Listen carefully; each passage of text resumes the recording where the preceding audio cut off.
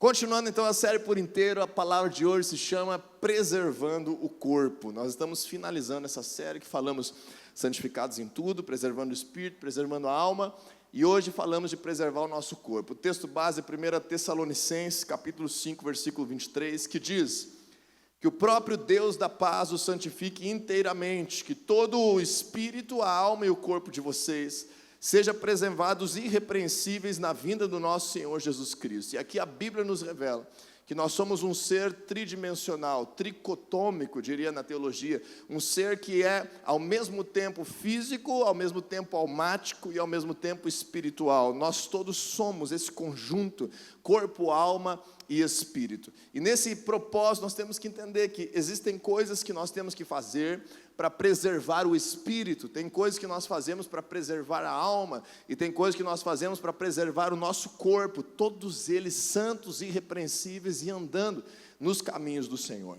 E o nosso corpo, então, que é o tema de hoje, ele corresponde à nossa estrutura física, a essa esfera visível, palpável, tangível, a estrutura para viver os propósitos de Deus nessa terra. O nosso corpo, ele dá a funcionalidade da nossa existência. Mesmo que nós somos seres espirituais, as coisas espirituais se movem através das nossas palavras, através dos nossos pensamentos. Os pensamentos vêm da alma, as palavras são emitidas pela boca, pela língua, pelas cordas vocais. Então o nosso corpo, ele reflete aquilo que vem do espírito, aquilo que vem da alma. Se nós estamos vivendo uma vida pecaminosa, uma vida desgraçada, uma vida triste, uma vida mundana, o nosso corpo também reflete isso, as nossas palavras refletem isso, a nossa alma sente isso, a nossa visão de mundo expressa isso. Então, nós somos esse ser completo, mas o corpo, ele é a parte mais visível do nosso ser. O corpo é a parte que nós percebemos mais diretamente, com os sentidos naturais, quem é essa pessoa, que momento que ela está, o que ela está vivendo agora, qual que é o seu semblante, que mensagem ela está passando. E nós não precisamos exatamente falar palavras para comunicar algo. O nosso próprio corpo, ele já comunica, e nós vamos falar sobre isso hoje. E existe uma tendência da realidade desse mundo que nós temos que entender, que atua sobre o nosso corpo. E se você puder abrir comigo 2 Coríntios capítulo 4, versículo 16, e eu já te adianto que hoje nós vamos ler muitos versículos da Bíblia, então se você puder anotar a referência, depois estudar melhor em casa, ver de novo aí no YouTube, no Spotify, fique muito à vontade. Vamos projetar 2 Coríntios capítulo 4, 16, que vai nos mostrar que por causa do pecado veio a morte sobre a humanidade. A palavra de Deus declara que lá no Éden nós éramos criados como humanidade para viver eternamente. Sem pecado, tínhamos acesso à árvore da vida e poderíamos renovar essa vida sem enfrentar essa degradação e esse envelhecimento. Mas em decorrência do pecado, diz a Bíblia em Romanos 6, 23, que vem esse preço, esse salário do pecado, que é a morte. E a gente não entende morte biblicamente somente como o dia do último suspiro de vida, mas entende como cada parte desse processo que muitas vezes vai nos desgastando, degradando, envelhecendo, adoecendo, doendo, sofrendo, são processos decorrentes do pecado. Quando nós rendemos as nossas vidas a Jesus, temos uma tendência de conseguir viver melhor, de conseguir restaurar essa degradação, essa degeneração, esse desânimo, essa tristeza. Muitas vezes a gente atribui, como uma criança é feliz, eu sou adulto agora, não consigo mais ser feliz. Com Jesus você consegue. Com Jesus você consegue a mesma alegria de uma criança, a mesma paz de alguém que não tem boletos para pagar. Com Jesus você consegue viver uma vida abundante, mesmo que os anos vão passando. Mas essa realidade está em 2 Coríntios capítulo 4, versículo 16, que diz: por isso não desanimamos, embora estejamos exteriormente a desgastar-nos, interiormente estamos sendo renovados dia após dia, apesar dos dias passarem, apesar dos desafios. Diga para quem está do teu lado aí, não desanime. Não desanime, porque o Senhor pode te renovar, o Senhor pode te restaurar. Mas muitas vezes nós atribuímos isso a uma busca a Deus, que é somente algo do Espírito. E hoje eu quero te falar como que no nosso corpo nós podemos tomar iniciativas que também vão impedir esse desgaste, esse cansaço, esse desânimo, essa morte precoce, esse adoecimento constante, e que a palavra de Deus nos ensina. Então, em 1 Coríntios capítulo 6, versículo 19, se você voltar a um livro da Bíblia, está em 2 Coríntios, volta para 1 Coríntios, nós temos aí um texto muito importante sobre a palavra de Deus, dizendo que O nosso corpo é a moradia do Espírito Santo. Quando nós cremos em Jesus, nós passamos a ser uma porção ambulante do reino de Deus. Nós somos a igreja. Esse prédio que nós nos reunimos é apenas uma oportunidade da igreja se reunir. Quando todo mundo vai embora, aqui já não é mais igreja. A gente chama de igreja porque o português permite chamar um prédio de uma instituição cadastrado como igreja de igreja. Mas a verdadeira igreja é quando nós estamos aqui presentes. Então o reino de Deus, ele agora não está mais baseado num local específico, num templo, mas o reino de Deus está dentro de nós e no nosso meio, e nós carregamos a presença de Deus. Por isso que quando você se reúne lá numa casa, na célula, durante a semana, você está expressando a igreja, você está vivendo o poder e a presença de Deus como igreja. Você crê nisso ou não? Sim? Você é igreja aqui, você é igreja na célula, você é igreja dentro da tua casa, você é igreja na rua, no mercado de trabalho, na universidade, na escola, com os teus amigos. O Senhor te chamou para carregar a presença dEle. Então em 1 Coríntios 6,19 vai dizer assim: acaso não sabem que o corpo de vocês é santuário do Espírito Santo que habita em vocês? O corpo de vocês é santuário, em outra tradução diz, é templo do Espírito Santo que habita em vocês, que foi lhes dado por Deus e que vocês não são de vocês mesmos. Vocês foram comprados por alto preço, portanto glorifiquem a Deus com o seu próprio corpo. Então, se você crê em Jesus, aponta para a pessoa que está ao teu lado e diz assim: esse corpinho aí não te pertence mais. Se você crê em Jesus, agora você é filho de Deus, agora você é propriedade exclusiva de Deus, agora você é representante do reino de Deus, você faz parte da nação santa, e isso nos leva a um novo nível de responsabilidade com a nossa postura, com a nossa presença, com o cuidado do nosso corpo nessa terra. No versículo 20 vai dizer: vocês foram comprados por alto preço, portanto glorifiquem a Deus com o seu próprio corpo. Glorifique a Deus com o teu corpo, glorifique a Deus com o teu caminhar, glorifique a Deus com as tuas palavras, glorifique a Deus com a tua aparência, glorifique a Deus com a tua presença. A Bíblia é a mensagem. Eu não sei se você já ouviu falar nessa tradução da Bíblia, se chama a mensagem. É uma tradução bem assim, quase que literária, assim, ela sai da literalidade e ela vem ser muito explicativa. Então ela não é boa para estudar, mas às vezes ela é boa para entender uma mensagem por trás de uma forma mais simples.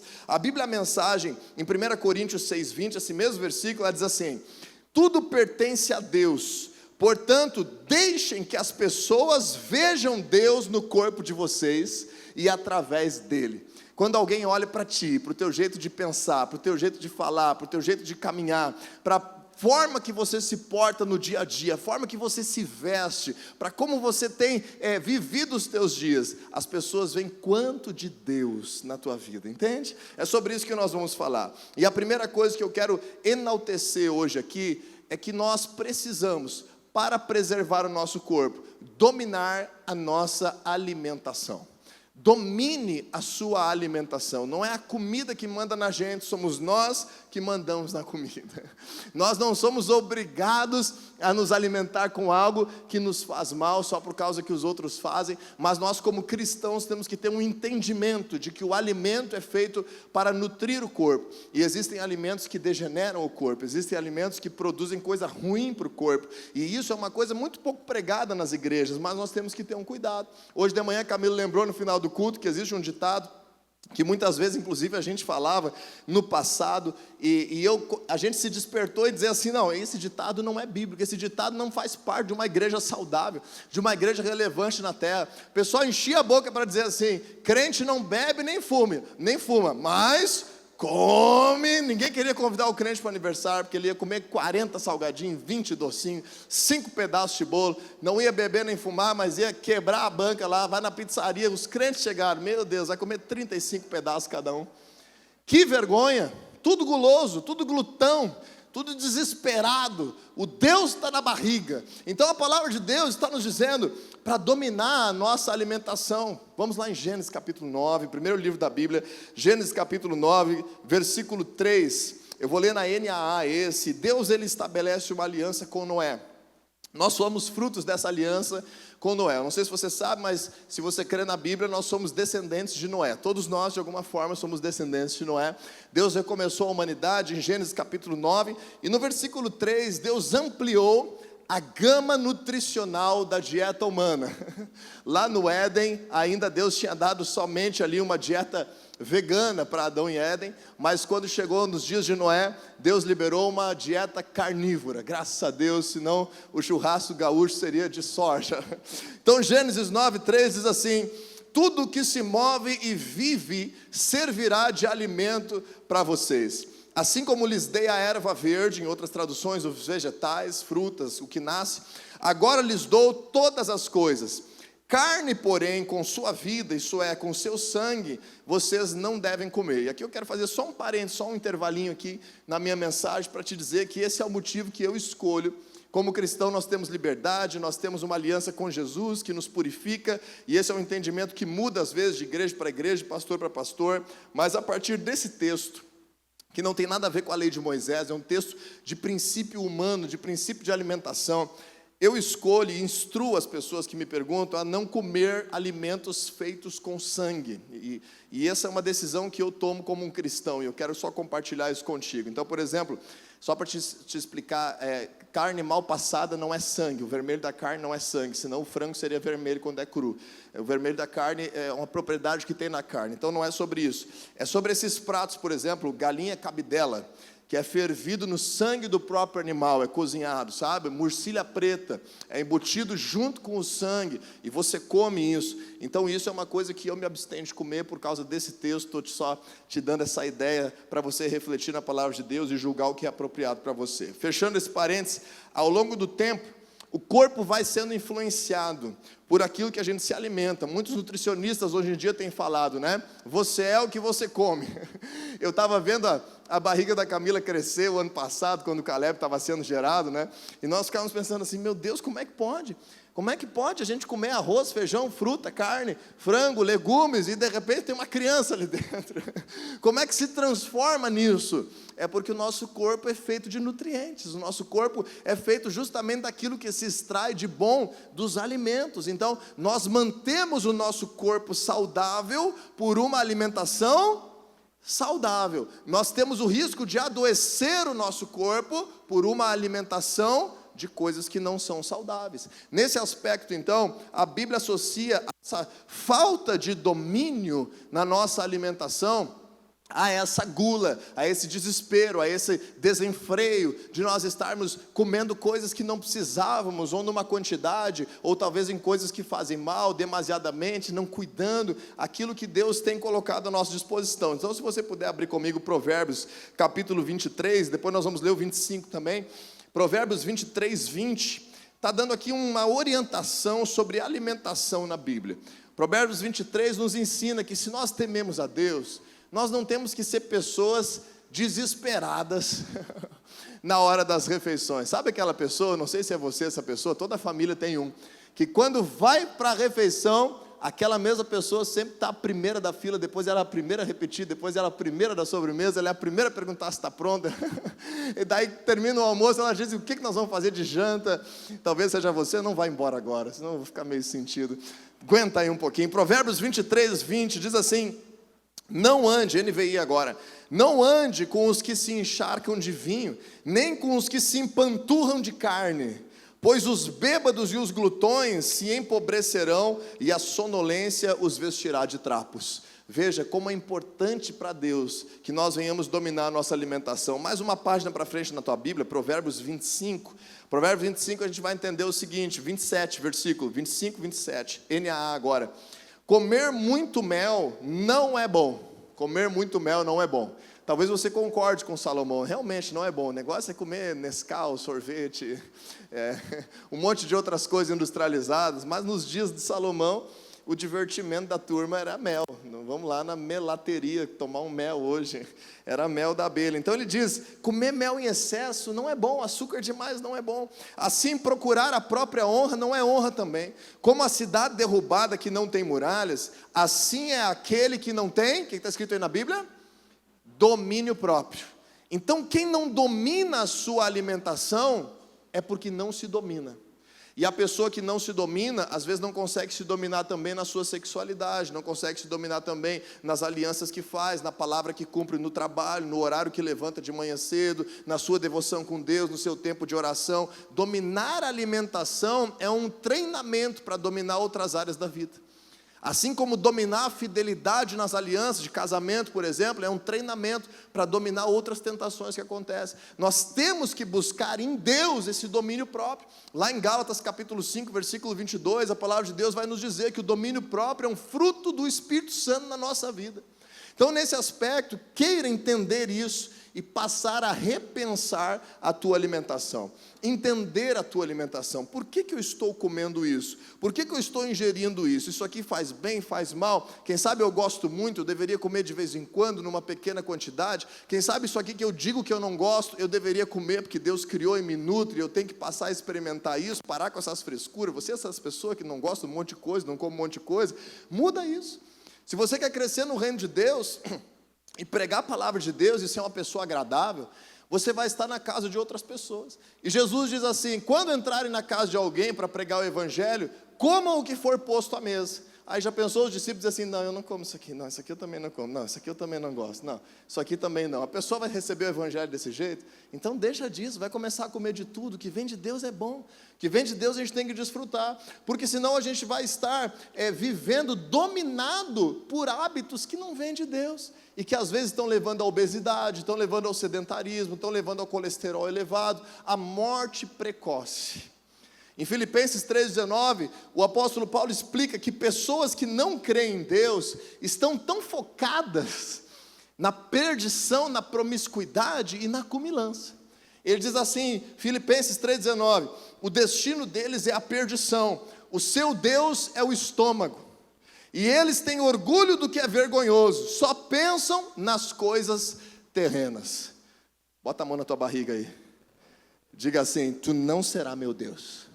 Profetiza aí, tu não vai me governar, eu vou te diminuir em nome de Jesus. Profetiza aí. Em 1 Coríntios 6,12 diz assim: tudo me é permitido, mas nem tudo convém. Ou seja, eu posso? Claro que eu posso. Convém? Às vezes não convém. Às vezes não convém, às vezes está em excesso, às vezes faz mal, às vezes está desregrado. Às vezes eu estou vivendo uma vida que está desregrada e a conta vai chegar. Na velhice isso vai me cobrar. Tudo me é permitido, mas eu não me deixarei que nada me domine. Eu não deixarei que nada me domine. Quando a gente lê isso, às vezes a gente pensa só no pecado, pensa só na tentação, pensa só na fofoca, mas esquece que muitas vezes nós estamos sendo dominados até mesmo pela nossa alimentação. Segunda coisa que eu quero te dizer, que vai preservar o nosso corpo irrepreensível, é: mantenha-se vigoroso. Mantenha o seu vigor, mantenha a sua energia, mantenha a sua disposição. Não aceite se tornar uma pessoa que vive cansada, que vive doente, que vive com a imunidade baixa. Não aceite se tornar uma pessoa que vive triste, que vive cabisbaixa, que não consegue se movimentar, que não consegue mais fazer coisas básicas. Estava agora com meu filho no colo ali, e nós tivemos filho, casamos cedo, mas tivemos filho mais tarde. Eu e Camila casamos, eu tinha 19, ela tinha 16, mas nós fomos ter filhos 15 anos depois de casado. E agora esse ano eu faço 40 anos, e eu estava com o Levi no colo e estava pensando: ele está pesado. E eu estava pensando assim: eu quero daqui a 30 anos estar com meu neto no colo e estar forte para isso. Eu quero chegar nos 70 pegando os meus netos no colo, fazendo força, sendo alguém vigoroso. Tem base bíblica para isso? Claro que tem. Vamos lá, no livro de Deuteronômio, capítulo 34, no Antigo Testamento, livro de Deuteronômio, e a palavra de Deus vai te ensinar a se preocupar no bom sentido, a estar zelando pelo cuidado com o teu corpo, para envelhecer bem. O meu sonho é envelhecer bem, ser vigoroso, trabalhar até o final, morrer dormindo. Esse é o meu sonho. Eu não quero passar décadas sofrendo com enfermidades que, por acaso, eu tenha causado por um descuido do meu corpo. Então isso a gente tem que ter como decisão. Logicamente, às vezes alguém tem alguma debilidade genética, às vezes alguém tem algum acidente que acontece, não é disso que nós estamos falando. Nós temos que falar agora daquilo que é a nossa responsabilidade. Em Deuteronômio, 34:7, a palavra de Deus diz assim: Moisés tinha 120 anos de idade quando morreu. Todavia, nem seus olhos, nem seu vigor tinham se enfraquecido. Uau! Moisés, ele estava sempre na presença de Deus, ele estava caminhando, perambulando por 40 anos no deserto, enfrentando guerras. Imagina, quando Moisés tirou o povo do Egito, ele tinha 80 anos. Moisés enfrentou guerras após os 80 anos. Moisés liderou essa multidão de pessoas após os 80 anos. Tu imagina se o maior propósito de Deus que Ele tem preparado para a tua vida, para mudar a história de pessoas, está reservado para começar quando você tiver 80 anos. Tu imagina, o que você vai fazer com isso? De que forma você vai chegar lá? E Moisés não precisava nem usar óculos. Mas isso é uma questão genética que nós enfrentamos hoje, com essas letrinhas miúdas também é difícil. Mas a palavra de Deus declara que ele estava com os seus olhos vigorosos e o seu vigor não tinha se enfraquecido. Depois nós vemos um livro mais para frente, se você quiser abrir, Josué capítulo 14, versículo 10. A mesma coisa acontecendo com Caleb. Caleb vem da peregrinação do deserto, agora vai entrar na terra prometida, quando ele realiza o sonho dele diante de Deus, a oportunidade de deixar uma herança para os seus filhos, para os seus netos, ele quer escolher agora a terra mais difícil, a terra montanhosa dos gigantes, a terra de Hebrom, a terra mais difícil, só que ele está com 85 anos de idade. E aí em Josué capítulo 14, versículo 10, ele diz assim: pois bem, o Senhor manteve-me vivo como prometeu, e foi há 45 anos que ele disse isso a Moisés, quando Israel caminhava pelo deserto. Por isso aqui estou hoje, com 85 anos de idade. Veja o que ele diz no versículo 11: ainda estou tão forte como no dia em que Moisés me enviou. Tenho agora tanto vigor para ir à guerra como tinha naquela época. Que esse sejamos nós, em nome de Jesus, amém? Eu quero ser esse idoso vigoroso aí. Eu quero ser, em nome de Jesus, esse idoso conquistador. E a gente tem que trabalhar todos os dias para manter o nosso vigor, para manter o nosso ânimo. Muitas vezes o diabo age nessa área das nossas vidas num aspecto espiritual. Você sabia disso? Às vezes aquele cansaço repentino, às vezes aquela imunidade baixa, às vezes aquela falta de vontade de viver, não é uma questão corporal, é uma questão espiritual. E é lá no livro de Isaías, no capítulo 40, versículo 29, diz assim a palavra de Deus: ele fortalece o cansado e dá grande vigor ao que está sem forças. Então você pode e deve orar pelo seu corpo, orar pela sua saúde, orar para ter energia, orar para ter vontade de viver, orar para ter um dia produtivo, orar para esse cansaço ir embora, para a tua imunidade subir, orar para ser livre dessa enfermidade. Você pode buscar em Deus esse vigor e esse fortalecimento. Quem está entendendo aí diz amém. Amém? Está claro para você isso? E aí continua a promessa, porque quando você busca a Deus, você está numa vida de oração, você está numa vida de fé, agora começam a vir esperanças novas, começam a vir propósitos de Deus na tua vida, e quando você tem propósito de Deus, mais vigor você vai ter. Diz ali no versículo 30, até os jovens se cansam e ficam exaustos, e os moços tropeçam e caem, mas aqueles que esperam no Senhor renovam as suas forças, voam alto como águias, correm e não ficam exaustos, andam e não se cansam. Vamos ler juntos versículo 31, coloca o versículo 31 para nós, vamos ler juntos aqui, 1, 2, 3 e... mas aqueles que esperam no Senhor renovam as suas forças, voam alto como águias, correm e não ficam exaustos, andam e não se cansam. E às vezes a gente cria o hábito de 7:30 da manhã, alguém pergunta: bom dia, como é que vai? Tu diz: estou cansado. Aí tu cria aquele hábito, né, que eu tenho que estar me policiando também, porque é uma figura de linguagem. Qualquer coisa tu diz assim: estou morrendo de... Alguém já disse isso ou não? Tira isso do teu vocabulário. Eu estou morrendo de cansado, estou morrendo de sono, estou morrendo de sede, estou morrendo de fome, eu estou morrendo, eu não sei, meu Deus, está profetizando, você não percebe, mas está profetizando, o tempo todo está dizendo o quê? Que você está morrendo. Diga: eu estou vivendo de fome, estou vivendo de sede, estou louco para achar essa água, estou vivendo por isso. É hábito, mas aqueles que esperam no Senhor renovam as suas forças. Agora, além disso, além de buscar a Deus, tem coisa que a gente tem que fazer no corpo. E uma coisa que a gente tem que fazer no corpo é se mexer. Cutuca quem está do lado e diz assim: te mexe, te mexe, te mexe, te mexe, te mexe. A palavra de Deus não dá muita ênfase para isso, sabe por quê? Porque o pessoal caminhava demais. O pessoal caminhava demais, não tinha água no cano, minha gente. Tinha que buscar água lá na fonte, lá no poço. Não tinha como mandar um WhatsApp para o amigo, tinha que ir na casa da pessoa. Não tinha como trabalhar home office, tinha que viajar quilômetros para ir lá no campo. Então as pessoas se moviam naturalmente séculos atrás. Agora no nosso tempo, por que está tão em alto o exercício físico? Porque a gente chega no trabalho, senta, 8 da manhã, levanta, meio-dia. Senta, 1 hora, levanta, 6 da tarde, vai embora. Chega em casa, olha o sofá, senta no sofá, levanta para jantar. Senta na mesa, levanta da mesa. Deita na cama, levanta. Senta no serviço, levanta. Só fortalece o quadríceps. A gente está vivendo uma vida tendente ao sedentarismo. A OMS declara, a Organização Mundial de Saúde, que a pessoa que não pratica no mínimo 150 minutos de exercício físico por semana é sedentária. E esses 150 minutos tem que estar distribuído no mínimo 3 vezes na semana. Ou seja, eu tenho que 3 vezes por semana, pelo menos, fazer alguma atividade física, pode ser até uma caminhada ao ar livre, pelo menos por 50 minutos, para eu não ser sedentário.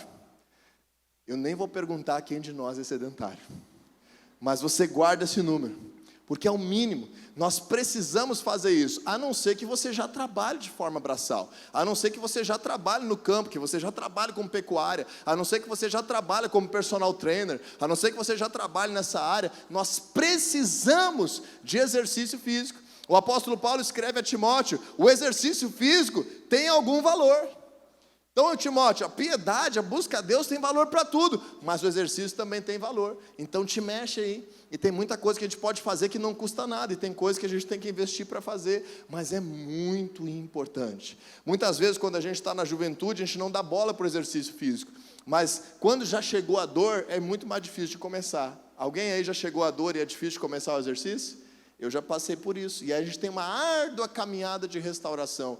Comece agora a ter uma rotina de cuidar do teu corpo, mantendo o vigor. Como? Buscando a Deus, dominando a sua alimentação e também praticando mobilidade, exercício físico, flexibilidade. Cria o hábito de te alongar até no banho, mas faz algo, te preocupa com isso. Outra coisa que nos dá vigor é o princípio do descanso. Foi Deus que criou o descanso. Então, se nós pudermos ter horas de descanso no nosso dia, um dia de descanso na semana, nós precisamos fazer isso na prática, porque Deus estabeleceu o descanso. A palavra de Deus diz que o Senhor estabeleceu para cada 6 dias de trabalho, um dia de descanso. A noite, ela existe para o descanso, mas a gente inventou a luz elétrica e fica trabalhando de noite. E trabalha de noite, trabalha de dia e não descansa, e aí envelhece mais rápido. Então o descanso faz parte. E o descanso não quer dizer dormir, o descanso é simplesmente dar uma desopilada, dar uma descontraída naquilo que você tem feito como atividade principal. Terceira coisa que eu quero te dizer hoje, para preservar o corpo: domine sua alimentação, mantenha o seu vigor, zele pela sua aparência. Diz aí para quem está ao teu lado: a aparência importa. A aparência importa. Ah, mas Deus vê o coração. É verdade, mas o homem vê a aparência. As pessoas veem a aparência. Quando você se preocupa com a aparência, Deus é glorificado através de ti. Já pensou tu viver todo fedorento, mulambento, descabelado e dizer assim: olha aí como é que é Deus na vida dele? A aparência importa. A aparência nos faz ter melhores relacionamentos. A aparência abre portas de clientes. A aparência gera oportunidades de trabalho. A aparência importa. A nossa aparência é a primeira coisa que reflete quem nós somos. É o primeiro cartão de visita. Você chega num lugar, ninguém te conhece, ninguém falou contigo. A forma como você caminha, a forma como você se veste, a forma como você aperta a mão das pessoas, a forma como você olha no olho, a forma como você tem uma postura de viver, comunica uma mensagem sobre você. Diz um pouco de quem você é. E depois, quando vai se relacionar, vai conversar, vai conviver, vai trabalhar, vai conhecer mais profundamente a tua alma. Mas o corpo, ele reflete essa aparência. Então as trevas trabalham, o diabo trabalha, para que através da tua aparência, o pecado seja estimulado. Então na nossa sociedade, Satanás tem trabalhado para que através da aparência venha o quê? Sensualidade, vaidade, culto ao corpo. Como é que é o nome da palavra? Me fugiu a palavra agora, quando alguém deseja o outro. Não. Lascívia.